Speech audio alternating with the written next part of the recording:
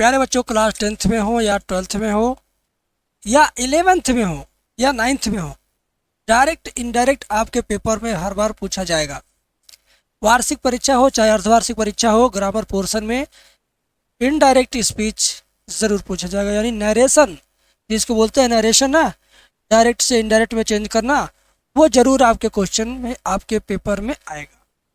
तो आज की वीडियो में हम लोग सीखेंगे पिछले साल परीक्षाओं में पूछे हुए प्रश्न और उनका उत्तर कैसे होगा, मैं समझाते हुए आपको बताऊंगा।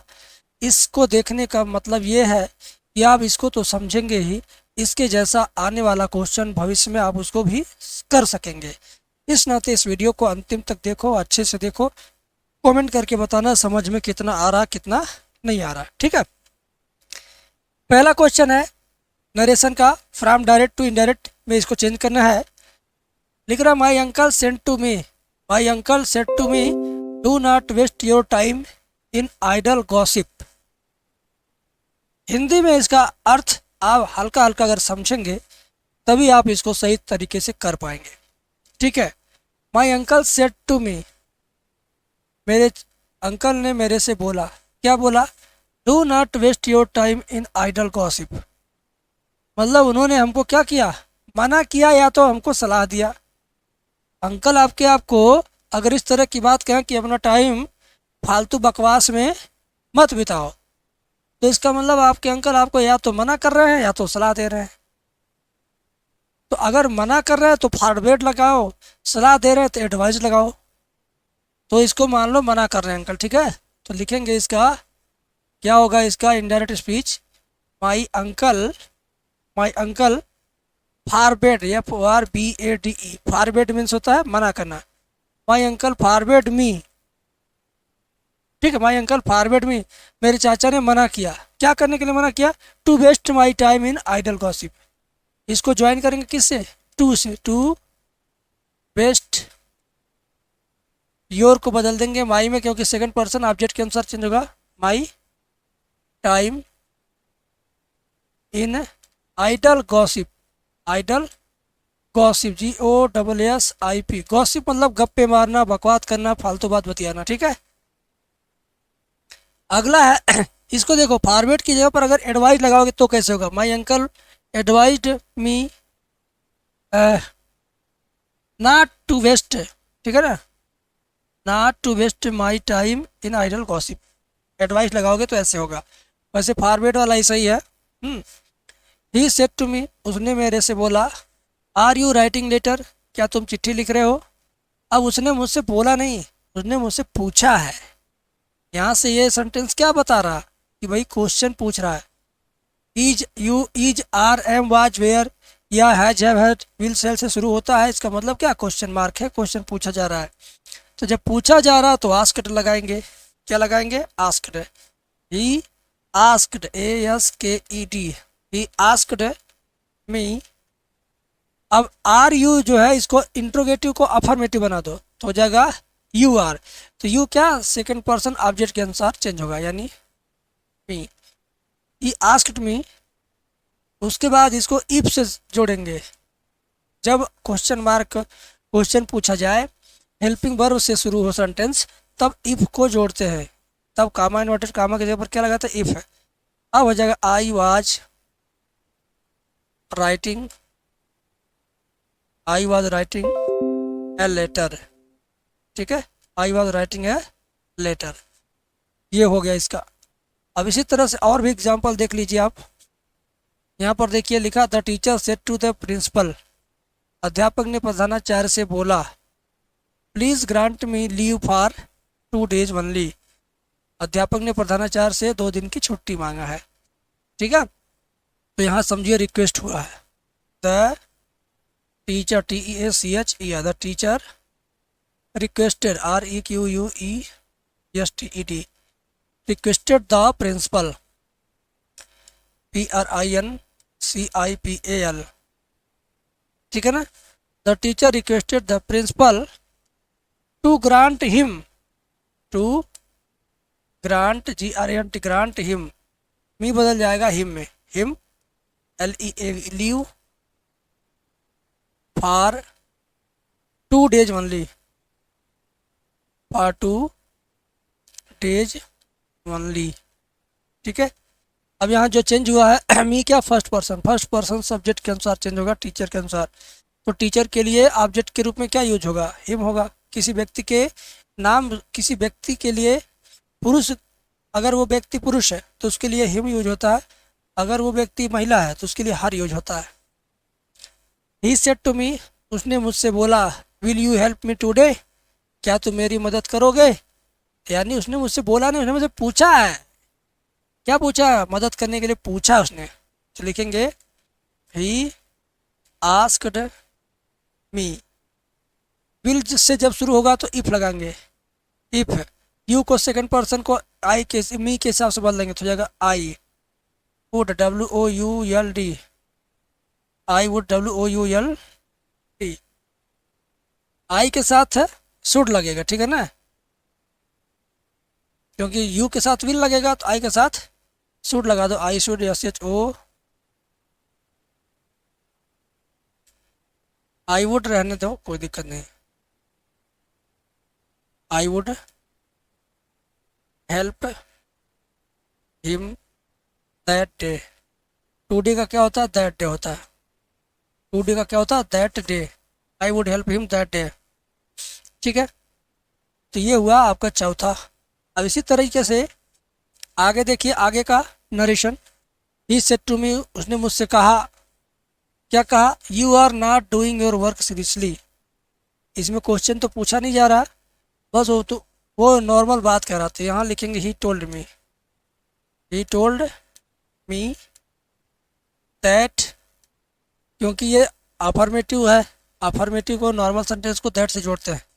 दैट, यू को बदल देंगे आई, फिर ये प्रेजेंट टेंस से पास्ट टेंस में बदल जाएगा। I was not doing your work, वो माई वर्क लिख देंगे, माई वर्क सीरियसली, SERIOUSLY। ठीक है। ही told me that I was not doing my work seriously. फिर क्या है यार, केतकी सेड, केतकी ने कहा, will the teacher not teach us today. तो केतकी ने क्या कहा, केतकी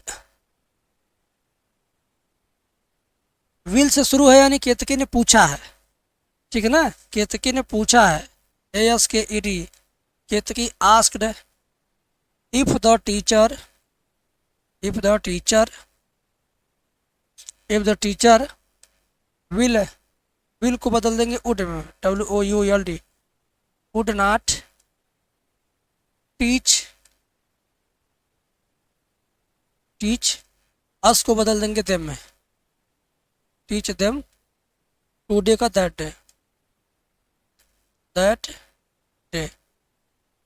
ठीक है ना। Ketaki asked if the teacher would not teach them that day. ठीक है ना। Will the teacher would not, if the teacher would not teach them that day. ठीक है। एक और देखिए,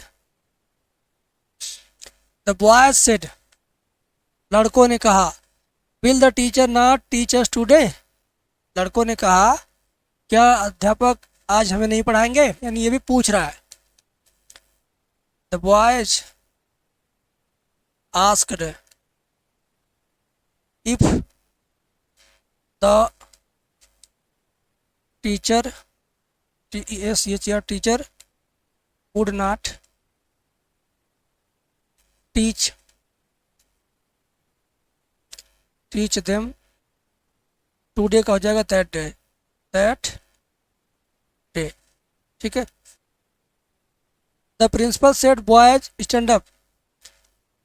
प्रिंसिपल बच्चों से कहेगा कि आदेश देगा, आदेश देगा ना। The principal, PRINCIPAL, the principal ordered, ordered the boys. प्रिंसिपल ने लड़कों से, लड़कों को आदेश दिया क्या करने के लिए, खड़ा होने के लिए, to stand up, to stand up. The principal order the boys to stand up. ठीक है, ऐसे ही मेरे भाई अब आपको और मिल रहा है। My father said to me, मेरे पिता ने मेरे से कहा, do not waste your time in the idle gossip. मेरे पिता मेरे को आदेश देंगे कि सलाह देंगे? सलाह देंगे ना। माई फादर सलाह भी देंगे और मना भी करेंगे। तो मना करने का अगर लिखना है तो फॉरवर्ड लिख सकते हैं, सलाह के रूप में अगर लिखना चाहते हो तो एडवाइस्ड है। तो इस बार एडवाइस लिखता हूँ, माई फादर एडवाइज्ड मी, मेरे पिता ने मुझे सलाह दिया किस बात का, कि समय बर्बाद मत करो, not to waste your time को हो जाएगा माई टाइम, योर टाइम को हो जाएगा my time, in idle gossip, ideally idle, GOSSIP। हाँ, Kanak said to him, Kanak ने उनसे कहा, will the teacher teach us today, क्या अध्यापक आज हमें पढ़ाएंगे? तो यहाँ रहेगा आपका कनक, कनक, अच्छा ये क्वेश्चन मार्क पूछा जा रहा था, यहाँ रहेगा asked, Kanak asked him, Kanak asked him, if लगाएंगे, if the teacher, TEACHER, if the teacher would teach, TEACH, teach us today का हो जाएगा देम, टीच देम टुडे का that day, teach them that day. ठीक है, यहाँ तक हो गया, चौथा तक। अब तीन और आपको बताएंगे, क्योंकि एक में मैं 14 सेंटेंस बताने का टारगेट लिया हूँ। The teacher said to the student, अध्यापक ने छात्रों से कहा, is this the method to solve this sum, क्या इस विधि से इस योग को हल कर सकते हैं? यानी अध्यापक बच्चों से क्या कर रहा है, इंक्वायरी ले रहा है, उनकी जांच कर रहा है। तो यहाँ इंक्वायर्ड आप लगेगा, the teacher, ENQUIR, ENQUIRED, inquired of, the teacher inquired of the student।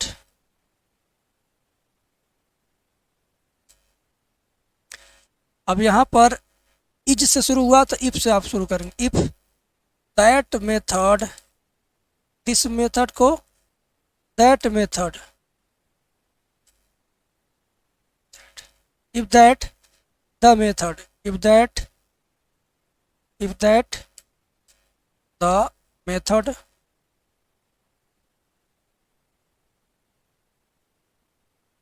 to solve this sum, तो यहाँ लिखेंगे to solve that sum,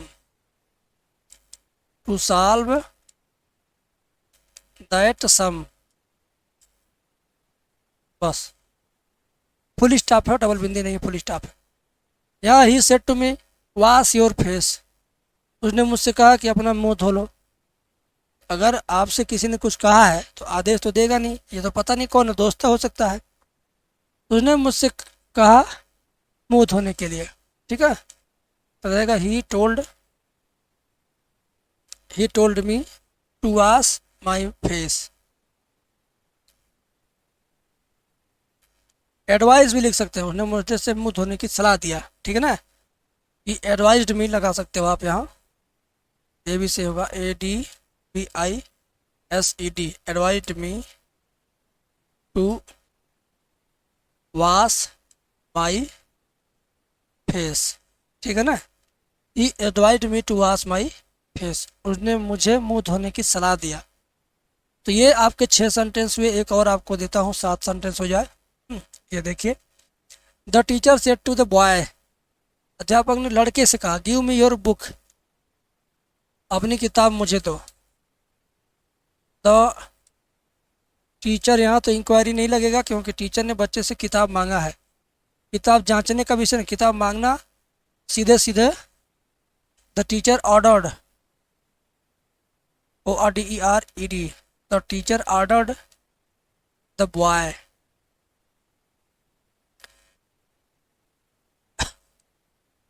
to give to give him, me को बदल देंगे सेकंड फर्स्ट पर्सन, मी क्या फर्स्ट पर्सन सब्जेक्ट के अनुसार, तो टीचर के लिए हिम लाएगा, तो to give him your book का क्या हो जाएगा, his book. Second person object के साथ हिज बुक, ठीक है ना। तो to give him his book है, तो teacher order the boy to give him his book, ये हुआ इसका आंसर। तो आज की वीडियो के अंदर टोटल 14 एग्जाम्पल हमने बताया आपको, डायरेक्ट और इनडायरेक्ट का। इन 14 को प्रैक्टिस करिए ताकि आप एग्ज़ाम में अच्छा कर सकें।